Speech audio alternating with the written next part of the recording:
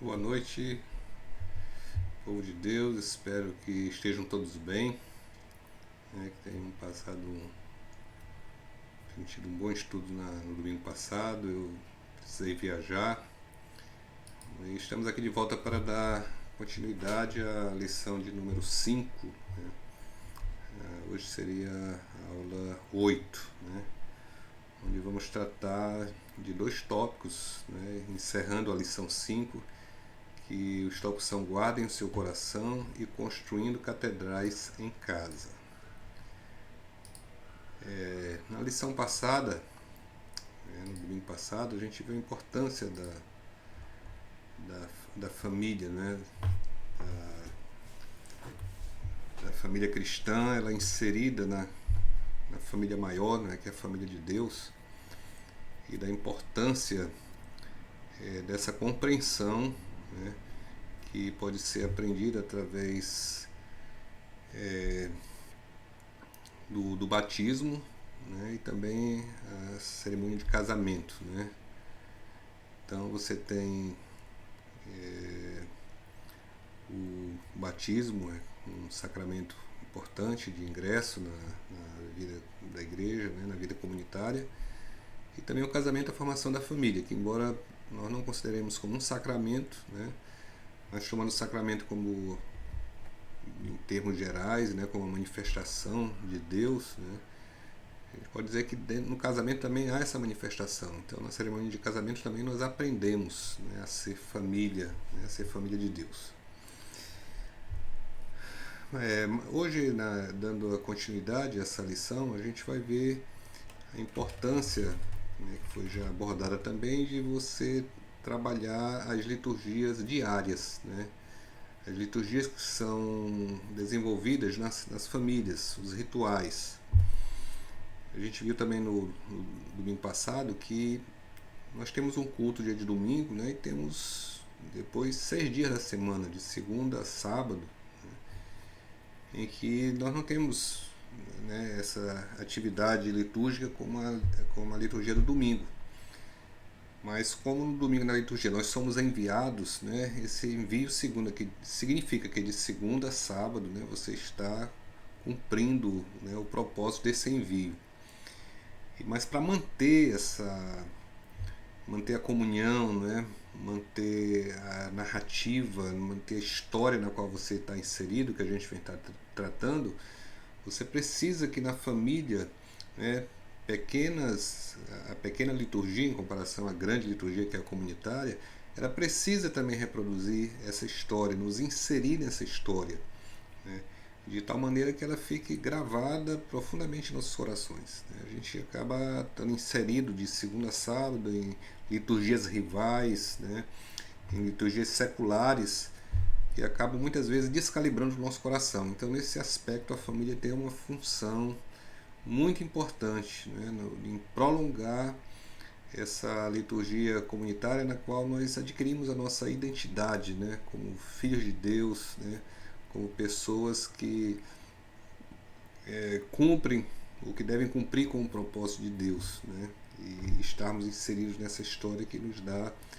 a identidade como pessoas perdoadas, né, e chamadas para construir um povo. Então, nessa aula de hoje, né, o título desse tópico é Guardem seus corações. Repetindo mais uma vez o texto de Provérbios, que diz, Provérbios 4:23, que diz: sobre tudo que se deve guardar, guarda o coração, porque dele procedem as fontes da vida. Então, nós estamos tratando das famílias, né, e como elas são inseridas na família de Deus, e como tal devem reproduzir essas liturgias diárias que nós falamos,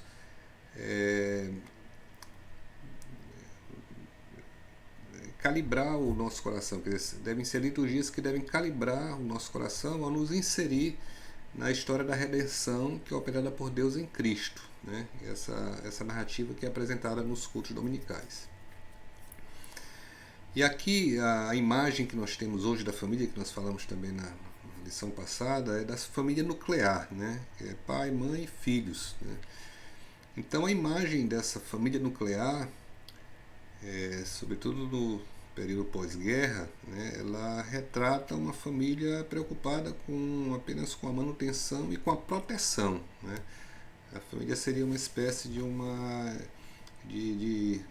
local de refúgio, né?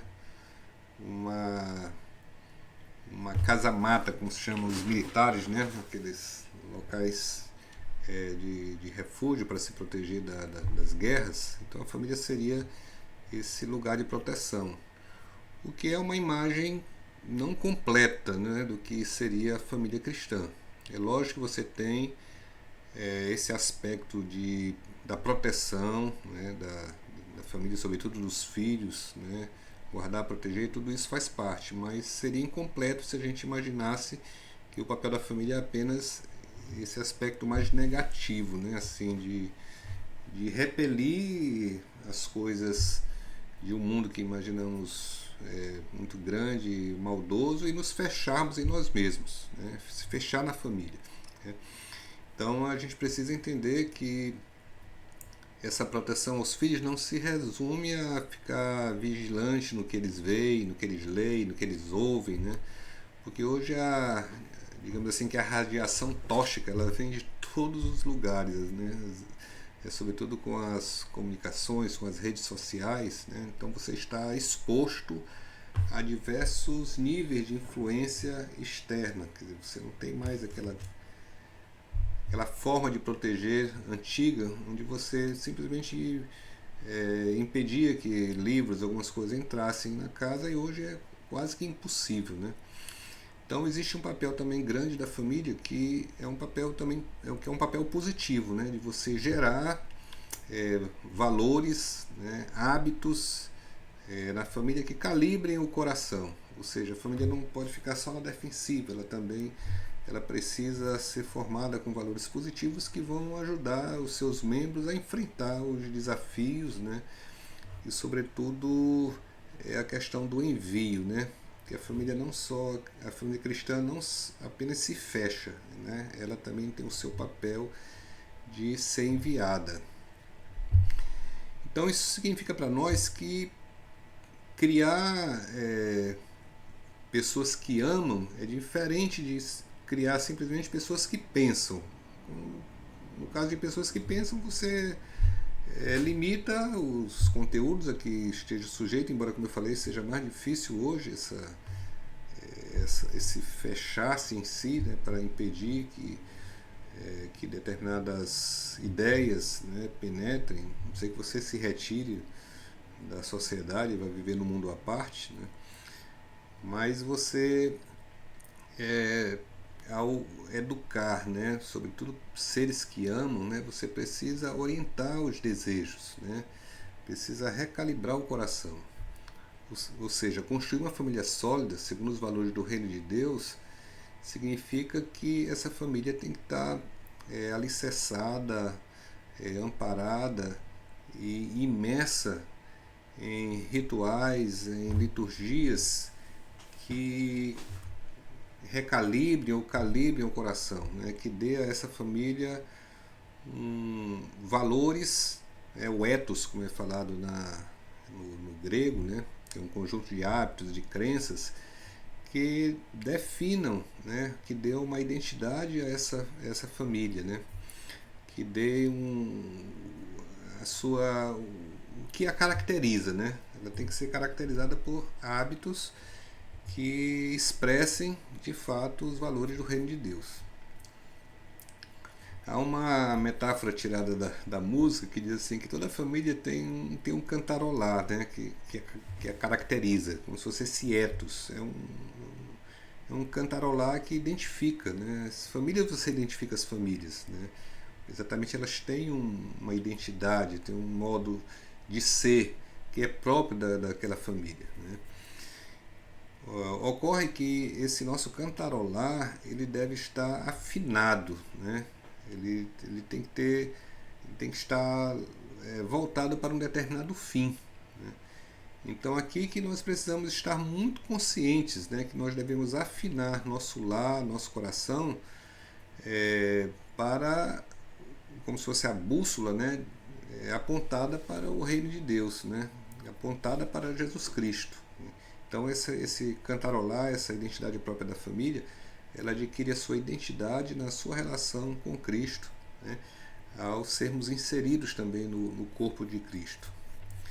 Aí acaba a gente assim perguntar quais são os ritmos da nossa casa, né? O que nós temos cantarolado. Né? Nós cantarolamos, né? O ethos da nossa família é caracterizado pelo mito consumista, de produção e de consumo, de se dar bem na vida, né? Quais são os valores que perpassam a nossa família, as nossas relações familiares, né? O que nós nos preocupamos em passar de fato como valores para os nossos filhos. E aqui a gente pergunta também que pessoas são formadas em nosso lar. Né? Nós temos formado pessoas medrosas, pessoas egoístas, pessoas fechadas em si mesmas. Né? Que história que nós comunicamos em nossas liturgias diárias, né? De maneira que isso vai retratar o tipo de pessoas que habitam naquela casa, né? Então a gente deve avaliar com seriedade essas questões, que elas são fundamentais para o discipulado, né? Interessante você ler as histórias, principalmente de missionários, né? Que vão para países, para locais muito difíceis, né? Vão com suas famílias, às vezes crianças pequenas. Então eles são imersos assim numa realidade muito, às vezes muito cruel, muito dura, né? Mas ali aquelas crianças são educadas no sentido da solidariedade, né? De, de se imbuir de que são enviados, né? Para realizar uma obra que é uma grande obra, né? Que é a obra de Deus para a qual eles são chamados. Então, devemos avaliar então essas questões de como é que a nossa família, que formação nós temos dado, né? Que rituais nossos filhos têm experimentado no nosso lar. E como nossos lares podem recalibrar o nosso coração, recalibrar o coração dos nossos filhos, os nossos próprios corações. Então, uma orientação importante para isso é dizer que nossas casas, né, a nossa casa, ela deve estar envolvida de forma mais ampla na casa de Deus, né? A gente já viu isso também um pouco na lição passada, né? Quer dizer, as liturgias da nossa casa, elas devem proceder da liturgia da palavra e da mesa, né?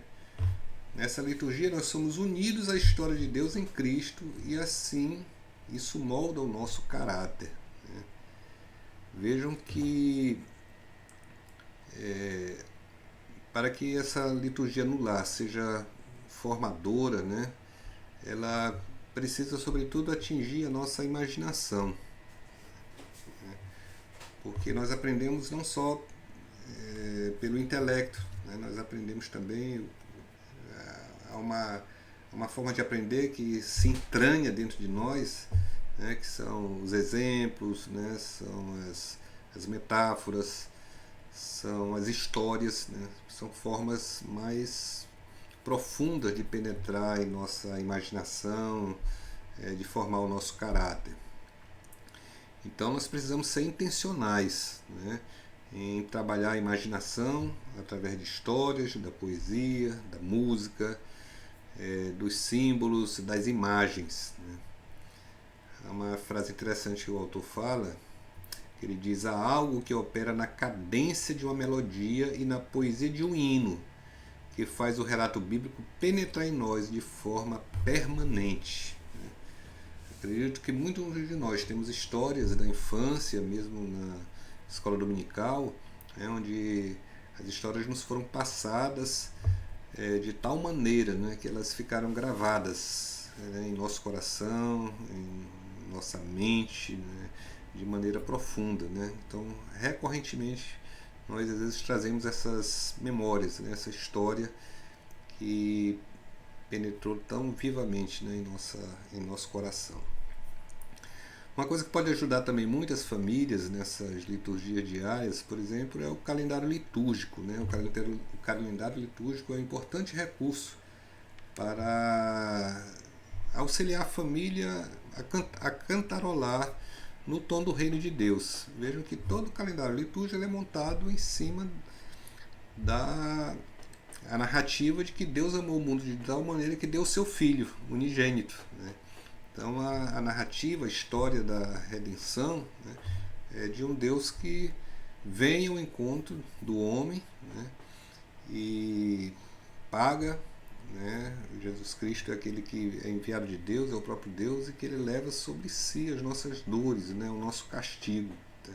Então essa grande narrativa, ela opera como um círculo assim no calendário litúrgico, né?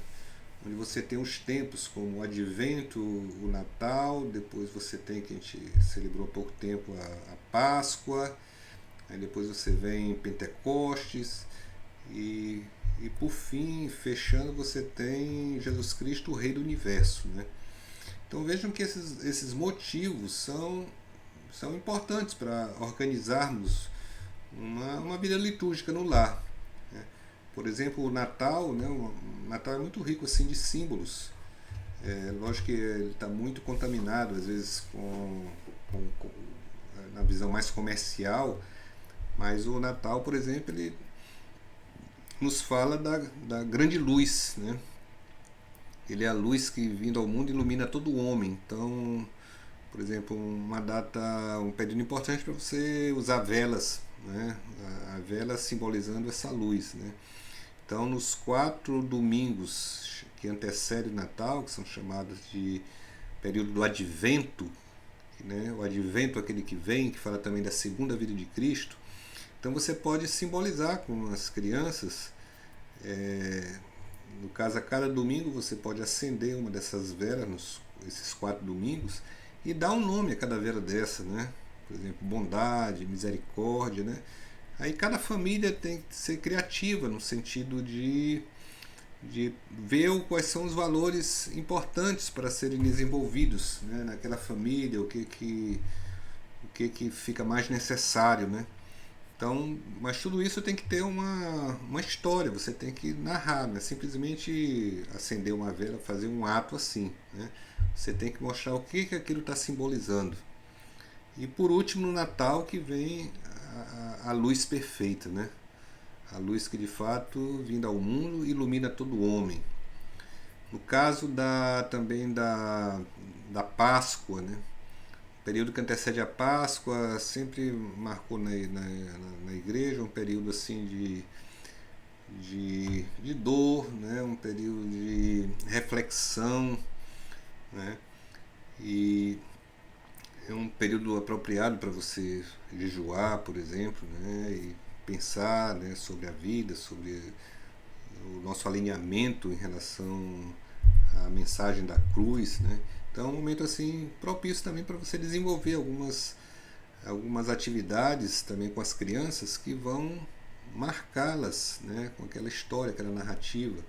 Às vezes as cores litúrgicas ajudam também, cor vermelha, cor roxa, né, são interessantes. E eu lembrei aqui de uma história que o presbítero uma vez contou, que era mais ou menos também esse período, próximo de Páscoa, né? É um período que fala também do sofrimento.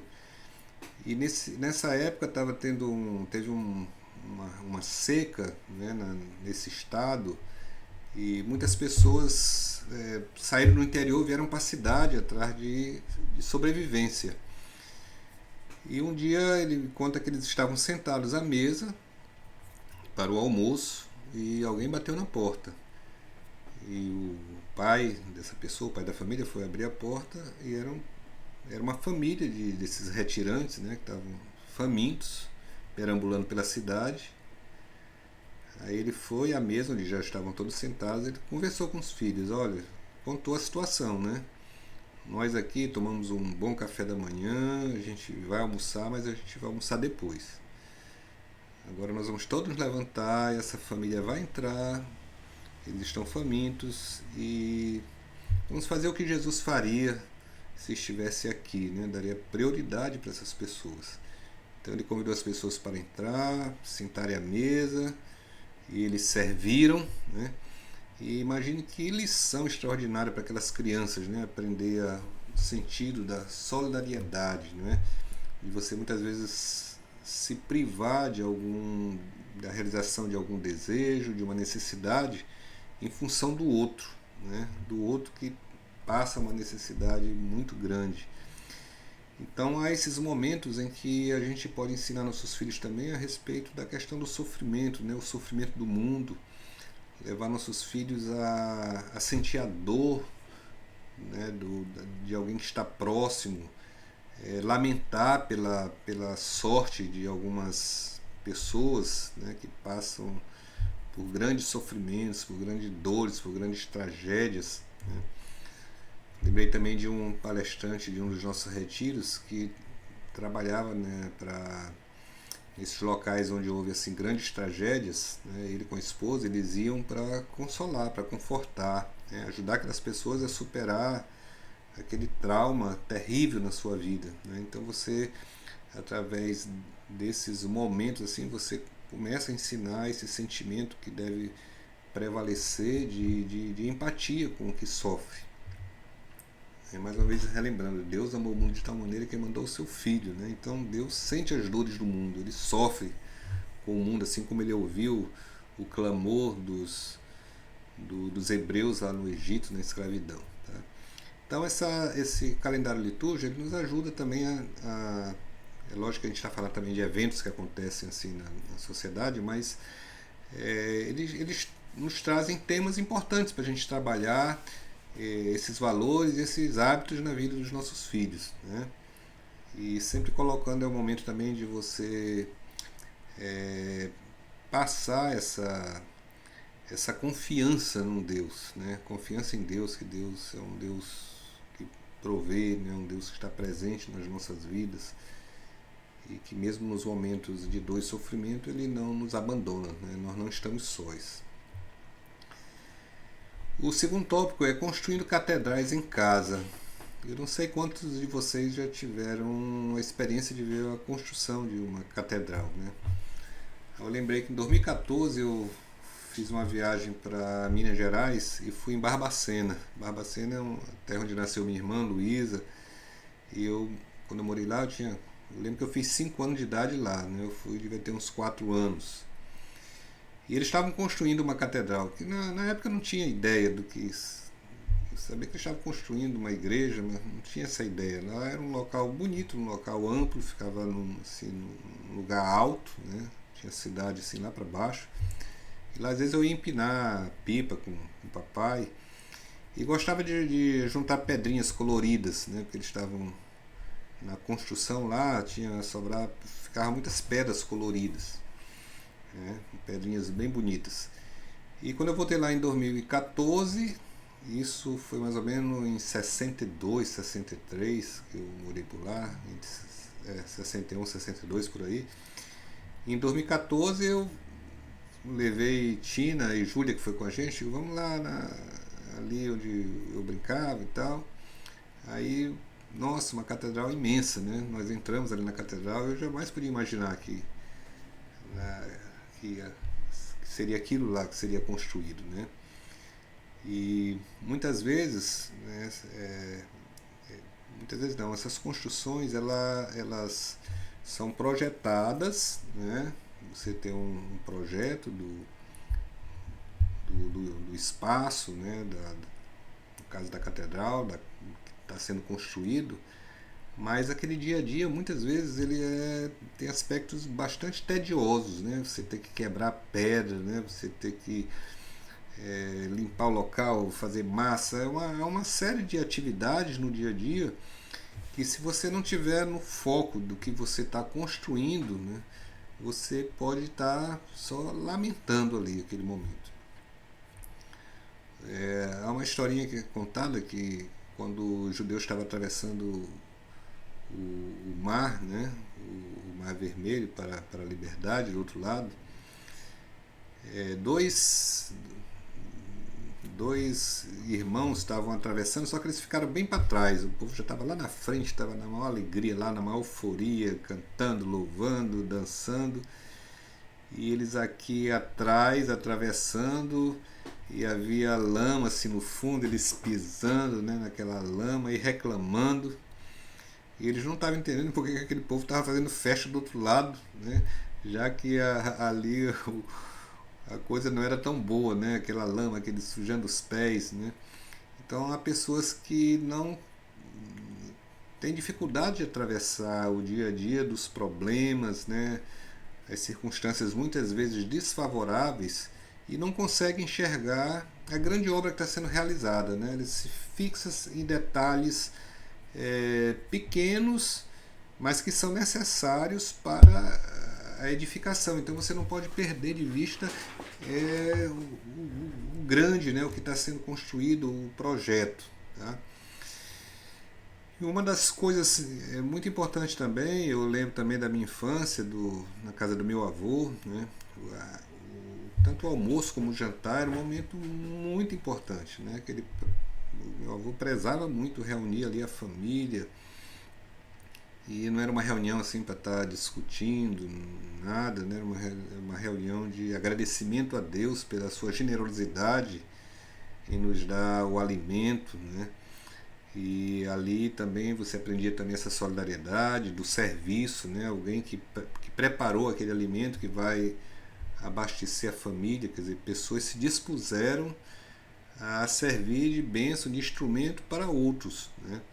Então a gente recorda muito esses espaços do local à mesa, que vai lembrar também a nossa liturgia dominical, né, da mesa do Senhor, onde o pão é repartido, o corpo de Cristo, o sangue que foi derramado.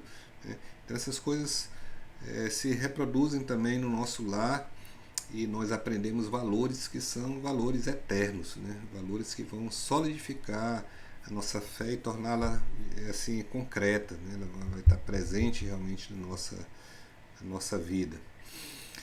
Então essas liturgias do lar, elas não são para concorrer com a liturgia pública dominical, né? Você não vai abandonar a liturgia pública dominical e dizer, não, eu já faço aqui no meu lar. Não, elas não são concorrentes. A liturgia do lar ela vai, digamos assim, de certa maneira reproduzir e ampliar os efeitos da liturgia do corpo de Cristo reunido como comunidade, né, como igreja.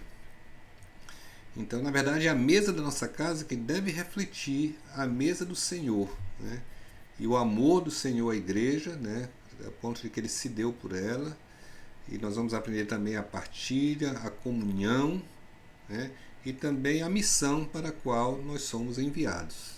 Então a família tem esse papel extremamente importante em preencher toda a semana, né, a nossa família, de maneira que nós sejamos imersos, né, no dia a dia em liturgias que vão calibrar o nosso coração. Aí cada família tem que ser criativa nesse aspecto, né, e tem que ser intencional. Nós precisamos ser intencionais no sentido de procurar desenvolver nos nossos filhos esses hábitos, né, no sentido da oração, né, da meditação, da gratidão a Deus por todos os seus benefícios para conosco e, sobretudo, entender que nós, como cristãos, nós somos enviados, né? Nós temos uma missão no mundo. Então, o lar, nesse aspecto, é fundamental para desenvolver um discipulado saudável na vida da igreja. Um grande abraço e Deus nos abençoe.